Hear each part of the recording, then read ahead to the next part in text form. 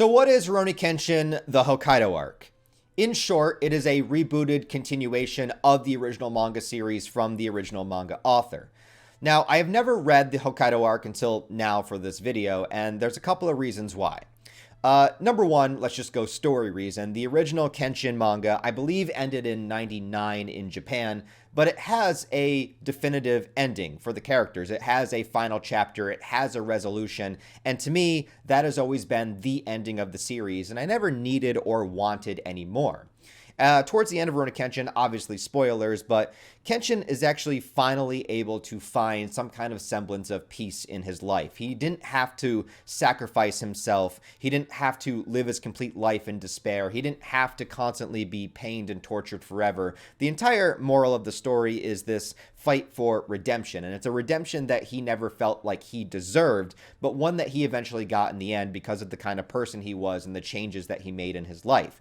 In the final chapter, it time skips a little bit, and you see Kenshin has had a son with Kaoru. They got together officially. They were able to have a son. They built a family. And also Kenshin relinquishes his reverse-bladed sword. He hands it to Yahiko, which I think is a great passing of the torch kind of moment. Number one, for Yahiko himself, who has grown and evolved and become this kind of great swordsman over the course of the series, never having to take a life, always practicing the Kamiya Kashin style. And I think the reverse blade sword, since it's a style that uses wooden swords and then eventually getting a reverse blade sword with the idea to not kill, I think is a perfect resolution for Yahiko. And by giving Yahiko the sword, Kenshin, it's that symbolism that he can finally rest. He doesn't have to constantly fight. He doesn't have to constantly be this swordsman. Like, he can just settle down and find some peace and be a father and grow a family. And, this kind of great resolution to his character that I think is just kind of perfect for the series. So,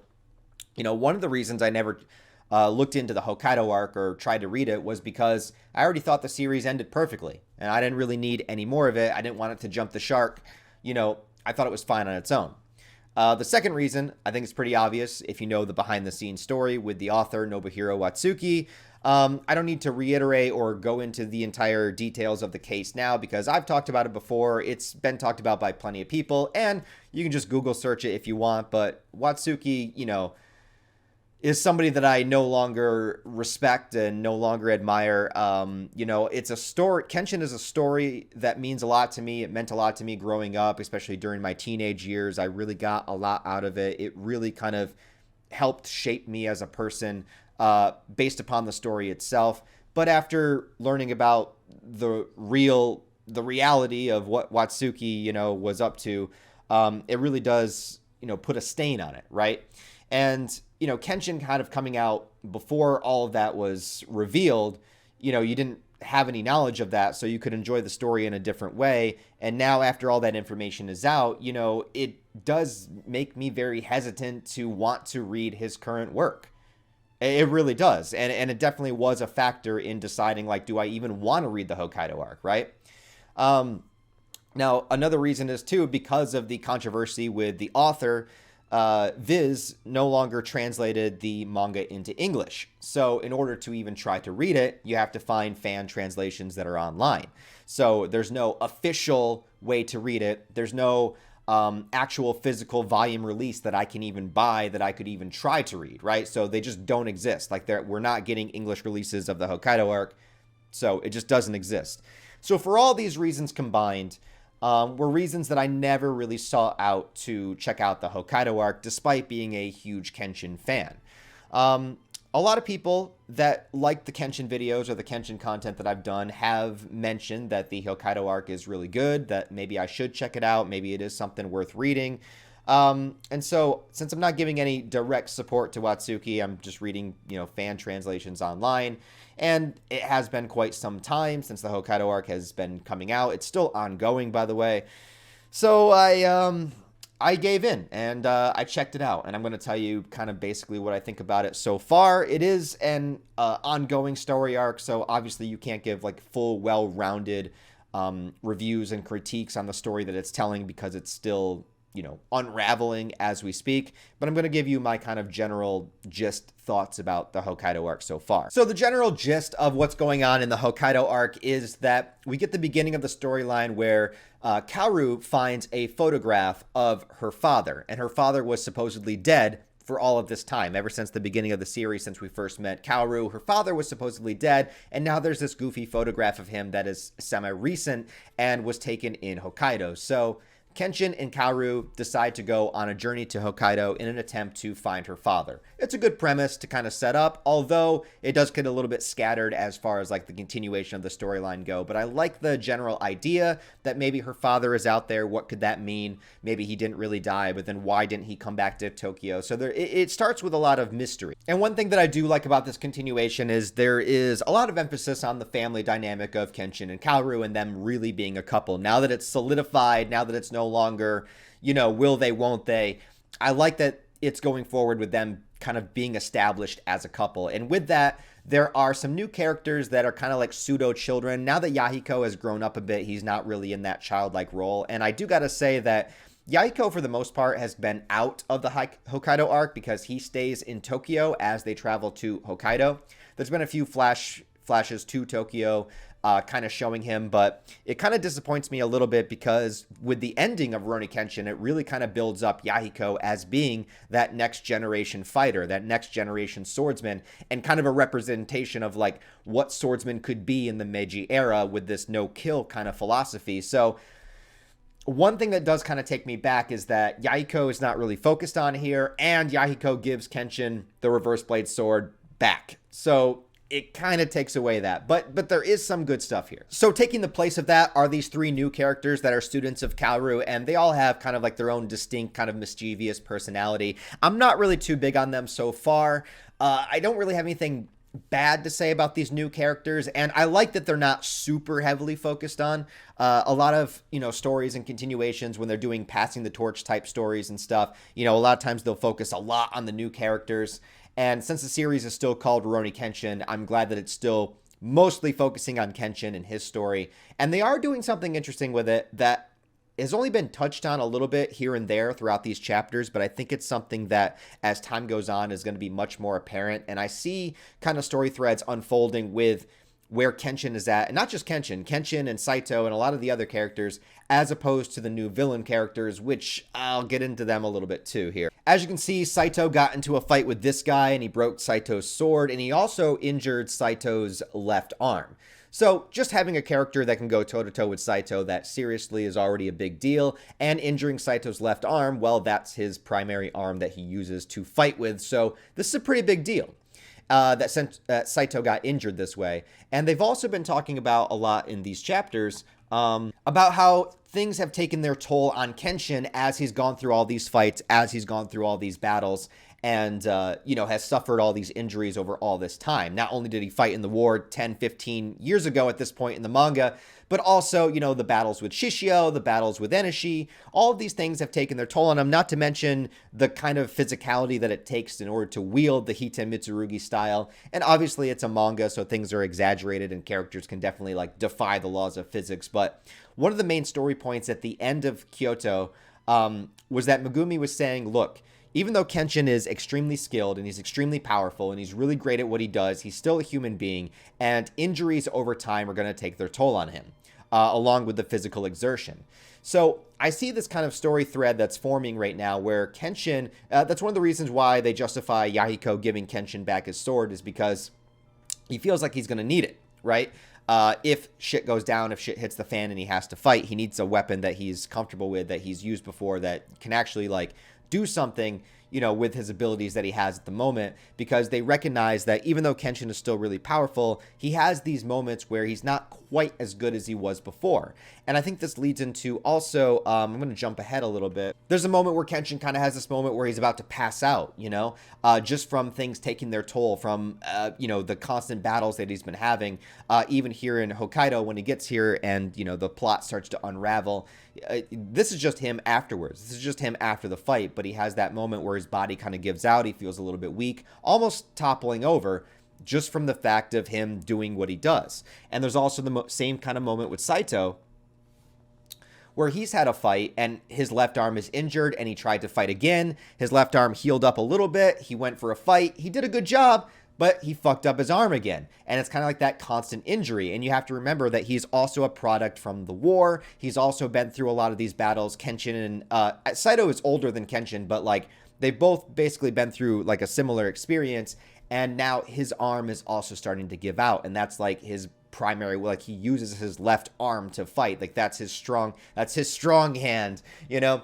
And so I see this kind of thing happening with these characters kind of reaching the end of their limits, even though they're still very powerful. And I think that's a theme that is kind of playing subtly in the background of this arc. And if that is the theme of this arc, then that is something that I really do like about it. I like, okay, so here's the thing. If you're going to bring Kenshin back after all this time, you know, if you're going to give Kenshin, the original manga run, a really perfect ending, and then years after years later, you decide to bring Kenshin back, then that means you have to have a story to tell. There has to be a reason to bring these characters back and to bring this story back. So what kind of story are you telling? So even in this exaggerated world of Rurouni Kenshin where characters can do the most impossible of feats, if there is a story thread here that is building upon the fact that these characters are aging and these characters are not as strong as they used to be, and there is this feeling of dealing with one's own mortality that is at play within the storyline, that is a concept that I really, really like and I think is really interesting. The only problem so far is that they haven't really sunk their teeth into it. It's something that's kind of been you know, in the background. It's been in like your peripheral vision throughout the entire arc, but it's not something that is, I feel, directly focused on. But I think it's building towards it. And like I said, the arc is still ongoing, so you can't, you know, really talk about what the arc is trying to say yet. And that's my biggest thing is like, if you are bringing Kenshin back after all this time, you really have to have something to say. You know, it can't just be like a generic, like, and this is my problem. Okay, so I'm going to get into my negative here. My negative mostly comes with the villain characters. I have not been able to attach myself to any of these characters. And other than their leader or the guy that's currently, you know, captive, I just don't like any of them. I don't think that they're interesting at all. I think that they're very generic. Like, they might be strong, they might be powerful villains, but I am not really into them. Like, even the Juppangantana, like, almost every single member of the Juppangantana is a great character. Like, even people like Chu is pretty good. You know what I mean? Like, he's pretty good. You know, Sojiro, Anji, you know, all those characters are great, and they all have their own thing, their own specific attributes that make them great. Enishi's group of villains, not as good as the Juppangantana, but also, you know, they all had their backstory that was tied to Kenshin, so they all had kind of like a purpose for being there. They're not as good as the Juppangantana, but they were all right. I think this is even a further step down. The entire backstory here deals with, these are the descendants of warriors of Japan that fought against the Mongols like way back when, and they've been kind of secluded and training and building themselves up, and they're basically kind of priming themselves for the next world war that they believe is right around the corner. So, you know, whenever you're dealing with bringing more stronger characters in, you have to think like, where were they? Where have they been the entire time? I mean, in the world of Kenshin, since they are all just humans, you know, with like crazy abilities, but humans nonetheless, you know, you could theoretically say, okay, all these guys were just kind of like hiding in seclusion and they didn't really care about anything else that was going on, and they didn't care about the Shishio thing and yada yada, and they just kind of been biding their time and getting stronger in their own way. Okay, that's fine, whatever, I'll believe it enough. But as far as like the characters themselves, they all just like, to me, like they're all below the bar. Like they're all subpar, except for maybe their leader, or at least like the main one that we see that Saito fights here. And he kind of becomes, I guess, like your Hannibal Lecter type character where he's captured and he's got all the information and they come to interrogate him. But he does have a moment where he kind of explains his abilities, because like he even like caught a bullet, which is like really stretching that suspension of disbelief, you know, when it comes to human characters. But you know, he's basically a guy that has gone through all of these really intense fights to kind of build himself up to being super, super strong.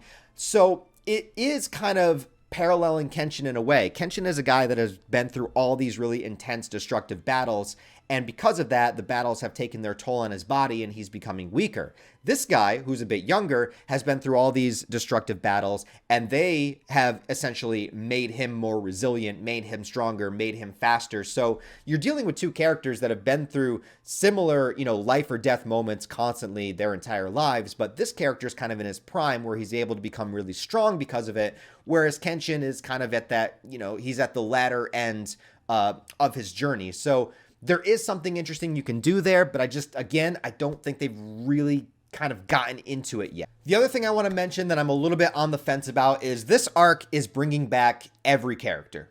And when I mean every character, I mean every character. Even fucking Hanryu shows up. And here's the thing. Okay, there are many characters in the Kenshin lore that I am super excited to see again. When I saw Sojiro show up, I was like, down. I was like, Sojiro, yes! I always wanted Sojiro to come back during the Jinshu arc, and he never did. So, I love to see this character. Again, we have Anji shows up too. Anji's here. I was like, okay, that's cool. And then we have, even more than that, we have basically all the surviving members of the Jupangatana. You have Cho there, you have Kamatari, you have all these characters there. Along with this other guy from the Shinsengumi that knows Saito and also knows Kenshin that was introduced. He's been pretty good so far. So you have all these characters that are basically teaming up together to try to stop this new group of bad guys. The only problem is, like I said, the new group of bad guys is just not that interesting. Their whole reason and premise too, preparing for the next world war, is also not that interesting. Shishio had a really cool reason. He was taking over Japan. He was basically a terrorist operation, taking over Japan from the shadows. He was cool. Enishi had a specific vendetta against Kenshin, so he wanted to make Kenshin suffer. That was cool. This premise of villains, again, it's not hitting for me. But I thought moments like this were pretty cool, where you have Kenshin with the two Shinsengumi members. Obviously, you have Saito there, then you have the new character. His name escapes me, but I think it's showing this too. I think it's showing the passage of time and how these people were on totally opposite sides during the war, and now they're able to sit here and actually pray together. Kenshin respects his enemies of the past. They were on different sides, but he doesn't hold any kind of personal vendetta. And I think, Saito has come to terms with Kenshin. This new character, he's come to terms with Kenshin. So I do like the idea that it's we can get over this. We can get over our differences. We can get over what happened in the past. And that kind of plays into the entire theme of redemption of the story, where it's time passes, you become a better person, you try to be better. And even though there's always going to be that animosity between Kenshin and Saito, oftentimes they are able to see past their differences and see that they're in a different place now. And a moment like this, I thought, was actually really beautiful, that they could all actually pray together. When you would think, 15 years ago, they would literally be trying to kill each other. And when I say bringing characters back, they really bring characters back. Eiji from Shingetsu Village, which is I don't know how many chapters it is in the manga, but in the anime series, it's 3 episodes. They bring him back, and now he's working with the police, and he sees Sojiro, who he remembers from his village that was taken over, and he wants revenge on Sojiro, so there's a little extra dynamic with that. Every character that's still alive that you could think to bring back is being brought back. So I'm a little bit torn on it, because in a way, it's it's really cool to see all these characters again, but in another way, it's all right, are you just throwing in all these cameos and references and whatever just for us to have that nostalgic kind of oh yeah, it's them, it's that character. I don't want the illusion of nostalgia to be taking me away from what the story is. And sometimes when I see these characters and I'm even me, I sit here and I'm oh, it's them. I'm oh, wow. And then I'm why are they here? What is the story trying to say? So I'm a little bit conflicted on it, but I think the idea is exactly like the last panel that I showed you guys, where it was at one point you could be at each other's throats, but through time passing, through peaceful intent, you can find each other on the same side, or recognize that your differences aren't really, as important as fighting for something new. Just a few more panels I saved. Yeah, this guy, being able to catch a bullet is pretty crazy. He does fight Kenshin. He is able to tank 3 of the Kuzuriasins, which is kind of crazy. Kenshin does beat him, but the guy allowed himself to get hit with it, and he was able to get hit with it 3 times. And it's all of it in an attempt to make himself stronger, getting himself used to that resistance. So this guy basically takes the philosophy of weight training, like getting used to a heavy weight so you get stronger, with just like going through lots of battles and getting the shit beat out of him. But hey, it works. This character was all right. I thought it was cool that they had a character they brought in that specifically uses guns. You know, he's kind of a gunslinger because obviously, I mean, we're dealing with like historical times. So like guns existed, but they weren't like, you know, they were used by like the police and stuff like that. Like, you know, it's mostly like a swordsmanship, you know, martial arts style manga, but guns have always existed. So it's cool to see a character that like actually uses guns as like his primary weapon. I thought that was interesting. So cool little thing they threw in there. I don't really care too much about the character himself. He likes apples. I don't know, whatever. But anyways, I read up to chapter 53, I think. So right now a huge battle royale is taking place. The main bad guy that was captured, all of his crew kind of like came into the holding cell and they started this big attack, and you have Kenshin here. Again, like just seeing all these characters fight side by side is crazy and it's cool to see. You got Kenshin and Sanosuke, obviously.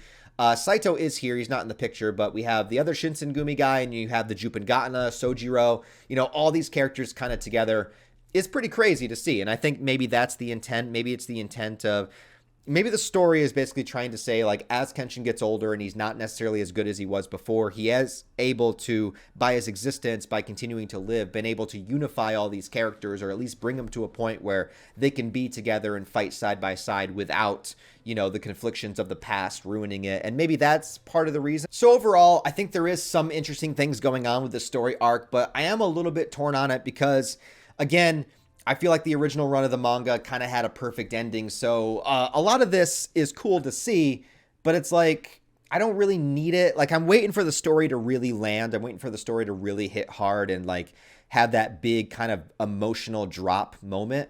And I haven't really gotten that yet. I haven't really felt that yet, other than just what I'm theorizing. Like, what I'm theorizing, I'm kind of vibing with, but what I'm seeing and reading, actually, it's just kind of okay. Again, not having Yahiko there after building him up as the next generation. Also, Aoshi hasn't shown up. Like, you've had all these other characters. Aoshi's been mentioned. Like, he's around, but he hasn't shown up in the story arc yet. So Aoshi and Masao, you know, they still haven't shown up. They've mentioned Hiko as well. He hasn't shown up, which is a little bit surprising that you've had all these other characters, even fucking Kanryu, you know what I mean? And you haven't had Aoshi show up yet, so I'm waiting for that.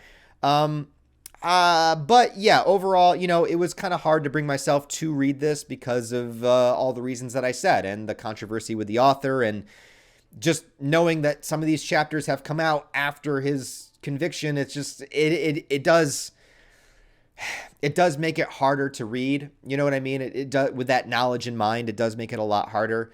I did want to check it out because, you know, a lot of people have been saying that have been following the Kenshin stuff that I should check it out. As a Kenshin fan, you know, it's like, I was curious to where the story was going to go, but I'll be honest, like I'm conflicted within myself for even reading it. You know what I mean? I'm conflicted within myself. As far as continuing to read it, I probably will not keep up with it chapter by chapter. Most likely, I'll just wait for it to end, or, you know, maybe 6 months from now, see what chapters have accumulated and check it out again. I guess this was just really kind of morbid curiosity of like wondering what the Hokkaido arc is. It's gone on pretty long. I think it's like 9 volumes long. And for context, the Kyoto arc, I think, is 11. So I don't know if it's like ramping up towards its conclusion or what, but, you know, they haven't really gone into much about Kaoru's dad, but it'll probably be some twist somewhere where he's like involved with the villain group or something. I don't know. But yeah, I think it's all right. But so far, even though I think it has some good ideas and some good stuff going on, I don't think it's worth continuing after just the perfect finale of the original run. So I don't know. Like I said, I'm a little torn on it. I'm a little torn on it because, like, it's good, but it's not like, it's not Kyoto arc level. It's not Jinshu arc level. And look, I'm not expecting it to be, but at the same time, if you're going to bring Kenshin back after all these years, like, there's got to be a reason. There's got to be like a really strong stinging point with this, and it can't just be new group of bad guys. Like, it's got to have something to it, and I feel like it's there, but it has not solidified. I don't know. Anyways, if you guys have read the Hokkaido arc, let me know what you think about it down below. Have you avoided it like I did for as long as I did, and for the same reasons or different reasons? Or do you like it? Do you hate it? Do you even know what it is? I don't know. So let me know what you guys think down below. Leave your comments and opinions. With that, it'll probably be the last new manga that I've read for the year, which is actually pretty good. I actually checked. I wanted to read 12 new manga this year, kind of like one a month. I got to 11, if you count this one. So I got pretty close. Anyways, guys, thanks for watching. I appreciate it. Give it a thumbs up, a like, comment. Let me know what you think down below. Other than that, guys, I hope you have a wonderful rest of your day. I'll talk to you next time.